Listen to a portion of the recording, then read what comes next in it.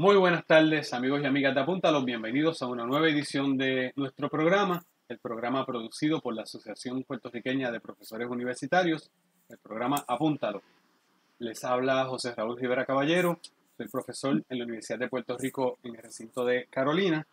Hoy vamos a estar conversando sobre un tema que es muy preocupante y que es el tema que ha caracterizado este comienzo de clases y que tiene que ver con el acceso en el medio de la pandemia de los estudiantes y de los docentes a las clases y a la tecnología que permite reunirnos con la distanciación, ¿verdad? Con la distancia para proteger nuestra salud.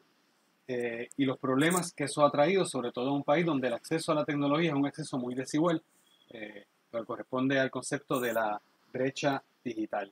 El lunes 24 de agosto pasado fue publicado en el periódico digital Pulso Estudiantil un artículo en donde se presentaban los resultados de una encuesta llevada a cabo por ellos sobre este tema de la brecha digital. En la encuesta se revelaban resultados muy preocupantes, como que un 44.7% de los encuestados conoce a algún estudiante de la universidad que se dio de baja por no poder continuar sus estudios de manera virtual, que hay un 19.4% de los encuestados que continuarán estudiando, o sea, de los que sí se quedan, que no cuentan con una computadora propia,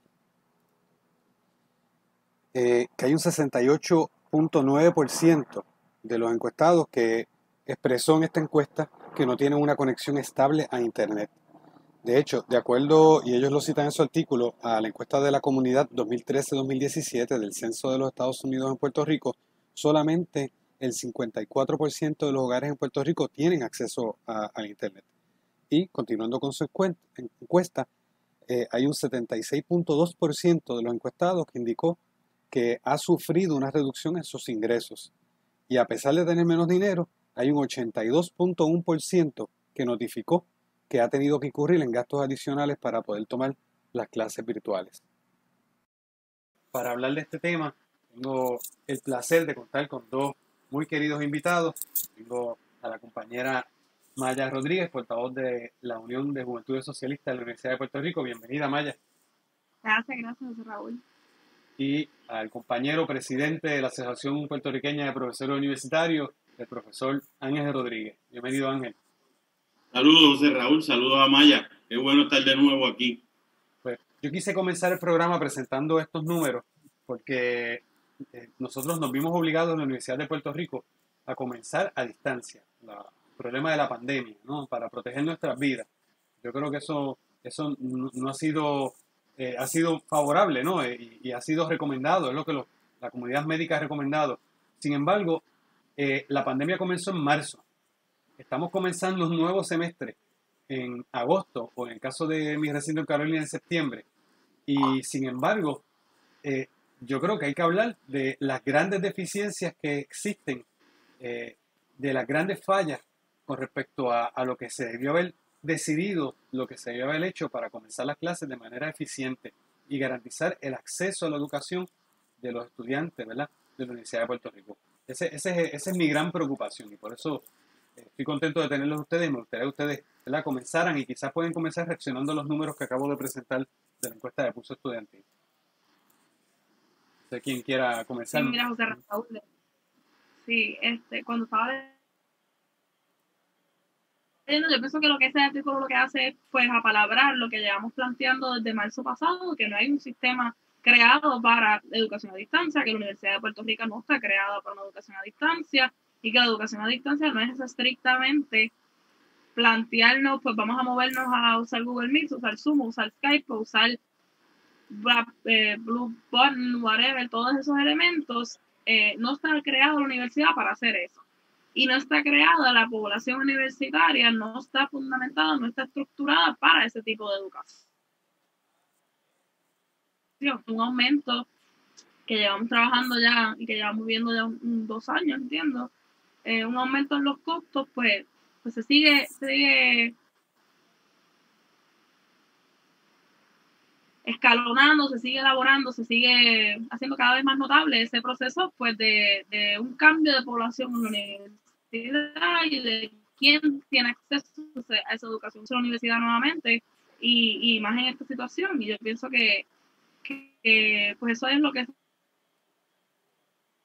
se debe plantearnos, los porcentajes de personas que no tienen acceso a computadoras, que trabajan desde los celulares, o que no tienen acceso a internet estable, que trabajan desde los hotspots de los celulares, que no son estables, que no son condiciones para mantener una educación, que no son condiciones para asistir a clases, que hasta con internet estable, como pasa en mi casa, ahorita no había.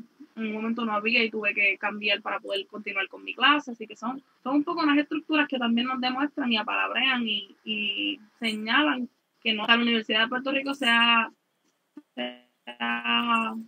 montado en ese barco de lo virtual y del todo está bien, porque eso es lo que ha dicho la Universidad de Puerto Rico, eso es lo que ha dicho Ferrao en Río Piedra, todo lo que ha dicho Jado, pero la realidad de la que estamos viendo, la realidad de las personas que conocemos no es esa. Mira, José Raúl, sí puedo. Sí, adelante. Mira, a mí, primero con lo que dice Maya Alejandra, que son números que apalabran lo que ya la que nosotros conocíamos. De hecho, al principio de este proceso de la pandemia, la APU hizo un proceso de una encuesta que entrevistó a cientos de profesores, miles de estudiantes contestaron nuestra encuesta, y esos números que plantean las compañeras y los compañeros de Pulso Estudiantil son muy similares a lo que nosotros teníamos. Es decir, hay un patrón que se repite en el comportamiento de las contestaciones que preparan las estudiantes. Y en ambos números que son realmente escandalosos. Es un proceso que escandaliza y que hiere toda la sensibilidad de aquellos que nos interesa y aquellas que nos interesa el proceso educativo, como nosotros hemos hablado tú y yo en otros programas anteriores, de la educación como proyecto político en el sentido más amplio de proyecto político. Porque quiere decir que tenemos un sinnúmero de personas, ¿verdad? Y podemos ir tomando los números, 40 y pico, casi 50% de los encuestados y las encuestadas plantea que conoce a alguien que se ha tenido que dar de baja de la universidad. Y más allá de cuánto problema uno puede tener con la manera que se articula la pregunta, sigue siendo un problema real, sigue siendo un problema tiene un efecto sobre múltiples personas.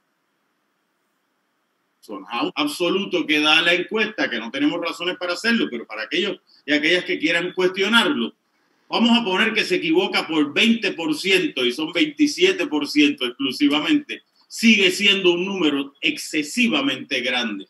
Sobre todo porque estamos en unas condiciones donde no hay otra opción educativa. Es decir, bueno, el que no tiene acceso al proceso de enseñanza a través de los métodos a distancia, bueno, pues lo atendemos de manera presencial. Eso no es una opción. Lo que quiere decir que el que no tiene acceso no tiene educación en este momento. Entonces, eso crea todo un problema que va magnificando, va ejemplificando y va magnificando no solamente los problemas que hay al interior del estudiantado en el sistema UPR, que es el que nos interesa en este momento, ¿verdad? Porque podemos hablar del sistema privado, pero eso son otros 20 pesos. En el sistema UPR, sino que magnifica que existen al interior de nuestros estudiantes. Cómo hay unos accesos y cómo hay unas posibilidades, cómo hay unos espacios donde unos estudiantes pueden y otros estudiantes no pueden. Y eso nos crea un problema mayor, porque ¿qué nosotros queremos hacer? ¿Qué nosotras como universitarios y universitarias queremos hacer? Nosotros queremos atender solamente a un grupo de estudiantes, nosotros queremos atender a los estudiantes que tienen más recursos, o nosotros queremos atender a mayor cantidad de estudiantes dándole énfasis, que es la posición que yo tengo, tienen una dificultad económica porque la universidad puede implicar la mejoría socioeconómica de esos estudiantes. Entonces, detrás de todo esto está el proyecto político de la administración universitaria ligado a los procesos de privatización, y la privatización no solamente se da porque privatizo servicios, sino porque privatizo, es decir, limito las posibilidades de la masividad de la población de participar de unos servicios. ¿Ves? Eso le podemos llamar el consumo flexible, acumulación flexible que hay en el capitalismo moderno, que podíamos tener en la educación. No, porque en la medida en que trabajamos a través de estos procesos, sale más caro para los trabajadores y las trabajadoras, que somos nosotros y nosotras, pero sale más barato para el patrono, sale más barato para la universidad, así que con menos estudiantes yo cuadro la caja. Eso. Así que no me preocupa que haya una mayor cantidad de estudiantes, aun cuando son estudiantes que más lo necesitan. Y no tan solo menos estudiantes. Primero quiero decir que la conexión mía en este momento en Internet, a través de donde yo estoy grabando este programa, es muy mala. Y yo soy de los privilegiados. Yo pago un montón de dinero de mi bolsillo para esta conexión a Internet. Yo tengo una computadora que estoy compartiéndola con mi hijo. Espero que el Departamento de Educación cumpla y le entregue la computadora al nene, porque nos la estamos peleando. Entonces, yo soy una persona privilegiada, con un salario privilegiado en este país. Claro. Y tengo problemas de conexión. De hecho, quiero compartir unos números. Porque así como hablamos de unos números para los estudiantes, hay unos números también para los docentes. En el caso de UPR en Carolina, se llevó a cabo una encuesta de la administración con la colaboración del capítulo de Carolina de la APU.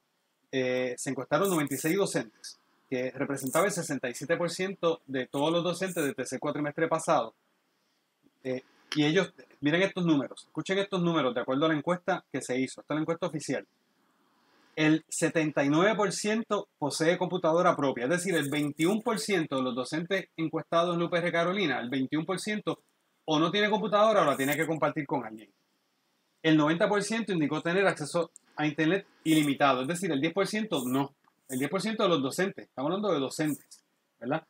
El 48% había impartido cursos a distancia previos al tercer cuatrimestre. Es decir, más de la mitad nunca había impartido cursos a distancia. Y ese tercer cuatrimestre en Carolina fue un cuatrimestre en que lo que está pasando ahora en otros recintos, nosotros lo vivimos antes. Nosotros se nos impuso por el tiempo una experiencia de distancia improvisada, ¿no? Sin habernos preparado adecuadamente. El 20% indicó estar poco o nada adiestrado. Y más del 73% de los docentes tiene alguna necesidad de materiales, entre las cuales se destaca las computadoras. El 24% dijo que necesitaba una computadora. Es decir, 1 de 4 docentes encuestados decía que necesitaba una computadora y el 19% Internet, entre otros. O sea, lo que tú mencionabas, Ángel, se está reduciendo el presupuesto de la Universidad de Puerto Rico. Pero entonces esa reducción de presupuesto se le impone en una alza de matrícula a los estudiantes. Y no tan solo hay un alza de matrícula, ahora también tienen que costearse unos gastos adicionales por la educación a distancia, que está impidiendo que haya estudiantes que tengan acceso a la educación, y en el caso de los docentes implica que nosotros también tenemos que costear las herramientas e incluso los adiestramientos, porque ¿cuántos adiestramientos se han dado en la universidad para prepararnos a los docentes a poder cambiar a estas circunstancias que yo, repito, yo creo que es lo adecuado? Yo creo que la distancia en este momento es necesaria, ¿verdad? Maya, te pregunto, ¿qué tú propones? ¿Qué debe ser diferente? ¿Qué se tuvo que haber hecho de otra manera? ¿Y qué se tendría que hacer inmediatamente para cambiar estas circunstancias? Mira, yo pienso que una respuesta clara pues no la vamos a hacer, porque estas son circunstancias que nunca hemos visto anteriormente, así que estamos un poco partiendo, como tirando ciegas en el proceso, y pienso que todos estamos en esas, pero hay una medida en que tenemos que ir pensando quién es la gente con la que estoy trabajando y hacia quién estoy trabajando. Estoy trabajando estrictamente hacia lo que me pueda pedir el patrón, lo que pueda pedir el elemento burocrático de la universidad, que es la administración, o voy a plantear una educación accesible para nosotros y nosotras, para el profesorado, para todo este proceso. Nada, y yo creo que parte de lo que hay que poder hacer, o lo que se tiene que haber hecho en algún momento, es hacer un proceso consciente de determinar qué realmente eso es lo que tiene al alcance de mi estudiantado y mis profesores y mis profesoras, de dónde están partiendo, qué van a hacer, quién perdieron los trabajos, porque eso es otra. Hay mucha gente que parte del encuesta también de Pulso, es que mucha gente que está sin trabajo trabajar un crédito que está al triple de lo que estaba hace 2 años. De hecho, he leído anécdotas de diversos estudiantes que, particularmente en los laboratorios, que no pueden ir o que están a mitad, están híbridos, que tienen que ir a comprar los materiales para poder hacerlo, el proceso de laboratorio de los experimentos en sus casas. Pues entonces, eso es como un proceso de una locura. Los programas en ciencias sociales de división de investigaciones, de SPSS, todo eso también hemos tenido que comprarlo. Yo lo tuve que comprar, tuve que comprar la licencia. ¿Qué es lo que la universidad tenía accesible para el estudiantado y por lo que no teníamos que costearlo posteriormente y reproducir eso en la medida en que lo podamos hacer? Si tenías la capacidad de proveer internet o de proveer unos espacios de computadoras, pues tienes que buscar la manera de asegurar que tus estudiantes y tus profesores tengan esos espacios también. No me puedes plantear tener educación, punto, y mucho menos educación a distancia sin acceso a una computadora. O sea, no, ahora mismo, o sin acceso a un teléfono, o sea, no hay manera de yo cumplir con mis clases, no hay manera de yo hacer algún device, algún aparato que me lo permita hacer eso. Y yo pienso que un poco plantearnos desde esa perspectiva, como menciona el compañero anteriormente, desde una perspectiva de clase, desde una perspectiva de para quién estamos trabajando, es parte de las cosas que yo entiendo que la universidad tiene que haber hecho desde un comienzo y evidentemente no han hecho. Y me parece una locura que los administradores de la universidad después digan que estamos corriendo a la perfección y que este inicio y este comienzo de educación a distancia ha sido todo un éxito y nadie sabe qué está pasando, un montón de clases les tumbaron las clases porque no sabíamos cuáles eran las fechas para pagar, no hay manera hasta el proceso administrativo, no hay manera de contactarnos con las oficinas, con todos los elementos que necesitamos para poder correr con la universidad, porque al fin y al cabo tenemos que seguir pagando la universidad. Y pagar la universidad también involucra unos elementos burocráticos que ni eso lo están pudiendo cumplir de manera adecuada. Así que hay muchas vertientes que yo pienso que no se tomaron en consideración en lo más en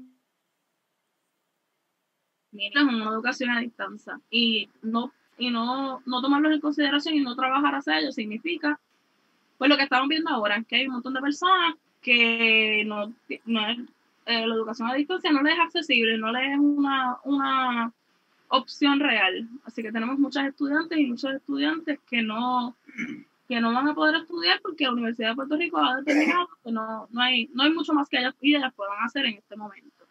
O por lo menos no están intentando hacer un esfuerzo para pues trabajar para esta comunidad, para trabajar para la comunidad universitaria, para trabajar para las estudiantes y las profesoras y todo lo que eso conlleve, o las empleadas también, que estoy segura que la han pasado mal también, porque el proceso a distancia tampoco es fácil para nadie. Pues, pero la Universidad de Puerto Rico ha continuado con el discurso vacío de que todo es un éxito y eso lleva pues que no hay crisis real. Pero yo pienso que la crisis la están pandemia y la pandemia de educación a distancia lo que hace es exacerbarlo. Hay un elemento que tú estás mencionando, ¿verdad? Que ya mencionó el compañero Ángel, de elemento político.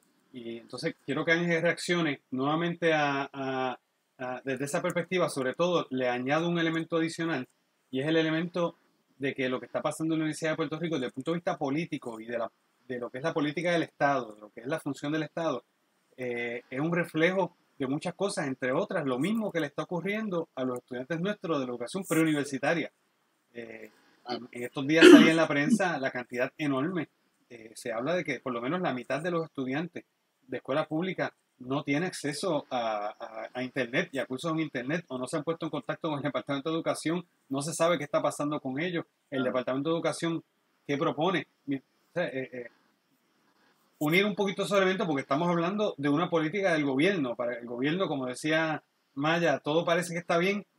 El regreso a clase ha sido un éxito. ¿Pero qué significa que sea un éxito? Ángel. Mira, a mí me parece bien interesante porque la administración universitaria sigue diciendo, igual que el Departamento de Educación, es interesante porque si le preguntamos a las compañeras docentes y los compañeros docentes, dicen que es un desastre. Si le preguntamos al cuerpo estudiantil, dice que es un desastre. Si le preguntamos a los compañeros y las compañeras no docentes, dicen que es un desastre. Y si le preguntamos a las compañeras y compañeros que trabajan en el área de mantenimiento de la universidad dicen que es un desastre. Es decir, que todo el mundo que está en la universidad dice que es un desastre, excepto la administración universitaria, que coincidentalmente no dan una clase, no preparan una investigación porque son burócratas, ¿verdad? Y por la naturaleza pasa eso.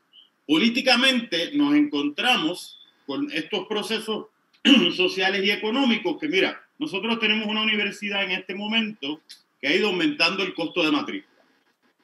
Este costo de matrícula que la hace menos accesible para un cuerpo estudiantil diverso, con altos niveles de pobreza, independientemente del costo de las universidades privadas. Si todas las universidades aumentan en la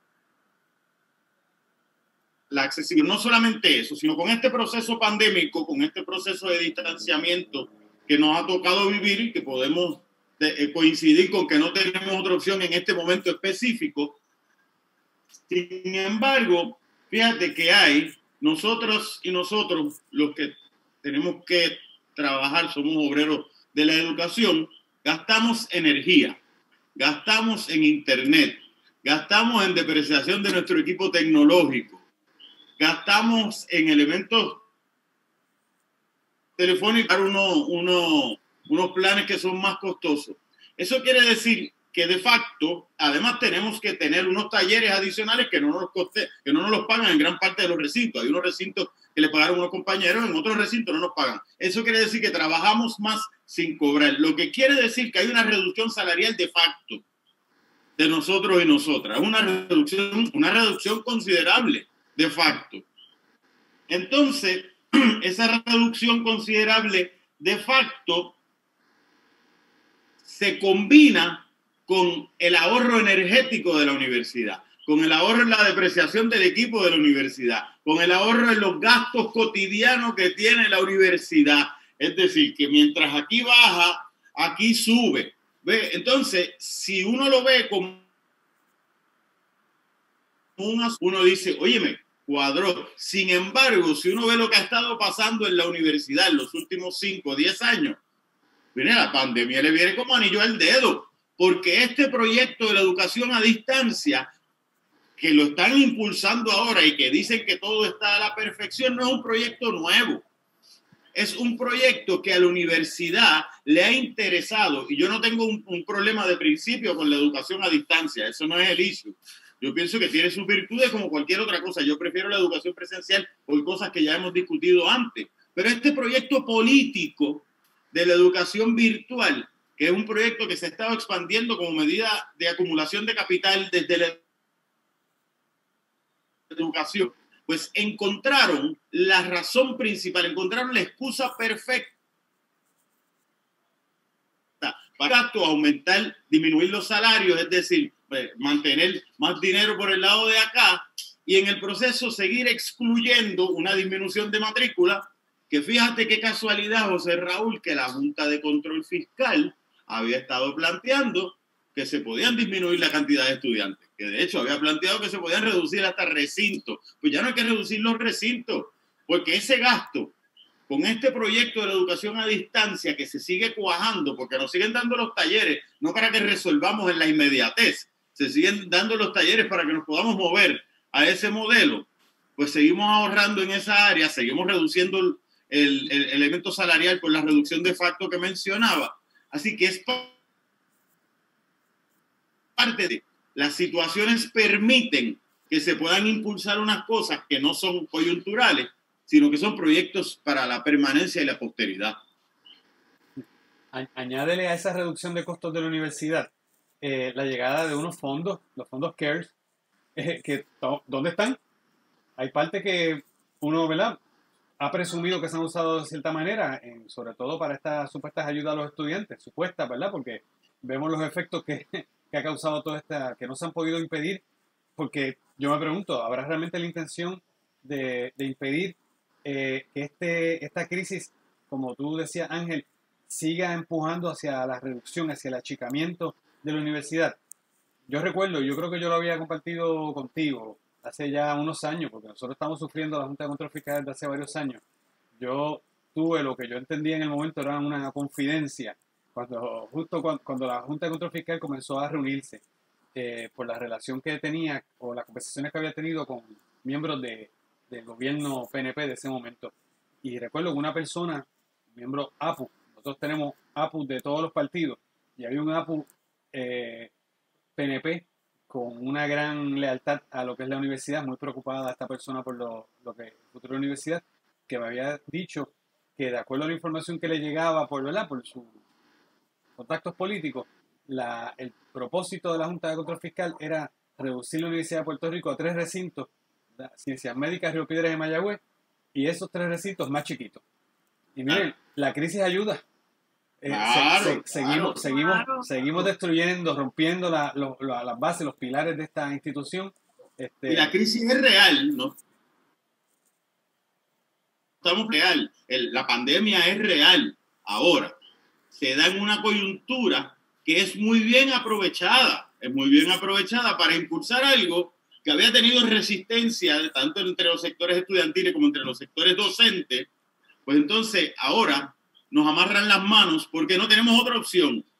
¿Ves? Por eso una de las propuestas que nosotros y nosotras en la APO habíamos planteado, no me trates de imponer unas cosas específicas porque las condiciones son variables. Como las condiciones son variables, tenemos que ir sobreviviendo dentro de los procesos que estamos viviendo. Pero eso no es lo que quiere la universidad, porque quieren montarlo de una manera específica, estandarizada. Fíjate cómo entonces el proceso de educación a través de la educación a distancia lo van estandarizando para que sea igual a todo el mundo, para que lo que tú haces, que tú tienes un nivel de expertise, que te da un nivel de autonomía como trabajador, eso es una de las grandes ventajas que teníamos dentro de nuestro trabajo como trabajadores de la educación, pues te lo podemos quitar y podemos contratar a cualquier persona que no tenga el doctorado que tiene el compañero José Raúl Rivera Caballero. No le tengo que pagar porque tiene doctorado, porque esa clase está montada y está montada de manera estandarizada. Y puedo traer a alguien de Carolina, y puedo traer a alguien de Bayamón, y puedo traer a alguien de cualquier otro lugar para que lo ofrezca, porque mira, están los módulos montados. ¿Ve? Y eso es parte del proceso. ¿Cómo se aprovecha para eso? Tú creas como un guardia de seguridad con muchos monitores y lo que hace es que va supervisando que los estudiantes tengan acceso. Miren, el tiempo se nos acabó. Es muy propio de la producción de capital contemporánea. Lamentablemente el tiempo se nos acabó. Me atrevo a concluir con algo que nosotros hemos mencionado aquí muchas veces, y es que la defensa de la Universidad de Puerto Rico no es la defensa de la universidad porque sí, es la defensa del acceso a la educación. Y si no hay acceso a la educación, aunque la institución se siga llamando Universidad de Puerto Rico, ya no es esa entidad por la cual estamos luchando. Así que hay que dar el resto de la lucha. Gracias a ambos por estar participar de este espacio. Un abrazo y seguimos. Y al público Radio Escucha, hasta la próxima semana. Muchas gracias, Raúl. Gracias.